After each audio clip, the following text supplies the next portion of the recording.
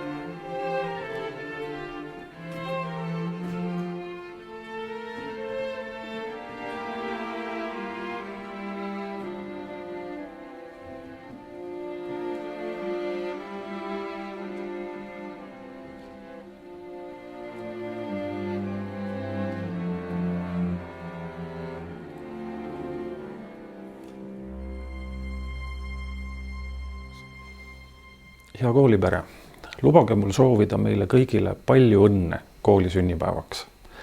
Alustades kõige väiksematest, kellele tänane kooliaasta on esimene ja lõpetades nendega, kellele jääb tänane kooliaasta viimaseks, sest nad astuvad iseseisvasse ellu juba natukene vähem kui 4 kuu pärast.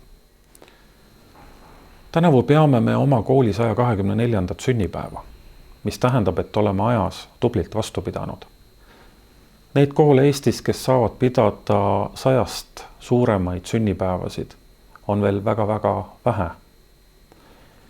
Ja kui ma teile seda pöördumist salvestan, siis oleme just äsja lõpetanud Jakob Westholmi gümnaasiumi juurdeehituse ideekonkursi žüriiga pika ja keerulise protsessi, mis oli täis vaidlusi ja arutelusid.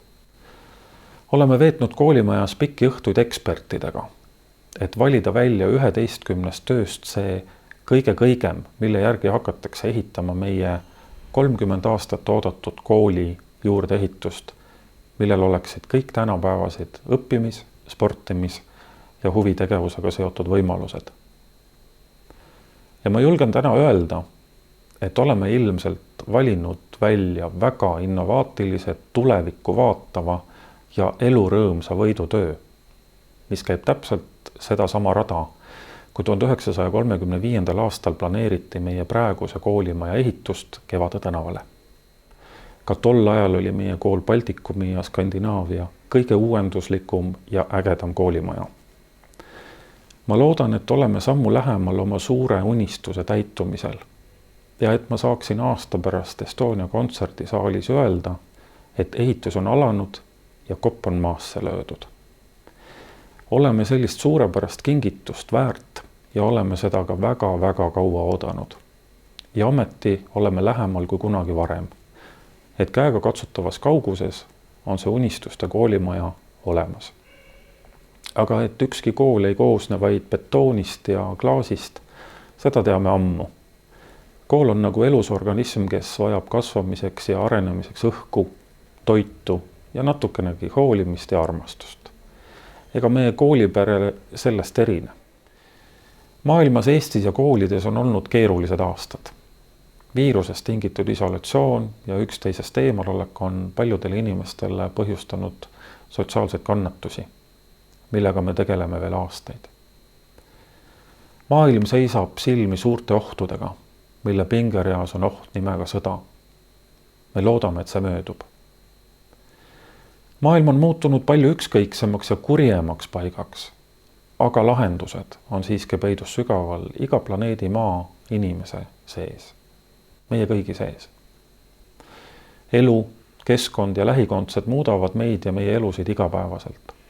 Ja ainult meil on võimalus ning õigus ennast muuta paremaks või halvemaks, nagu oleme endale ja teistele seda elu soovinud. Teisele inimesele head soovimine on endiselt tasuta. Naeratus tuttavale või võõrale inimesele on ikka veel tasuta. Õpetajale, oma emale, isale või sõbrale ja tuttavale head soovimine on endiselt tasuta. Aga soovime siis kõikidele lähedastele head. Soovime head oma vanematele, soovime veel rohkem head oma kooliperele, et meil oleks kõigil elus parem ja rõõmsam olla, sest see ei võta meilt mitte midagi ära. Otse vastupidi, see annab palju juurde.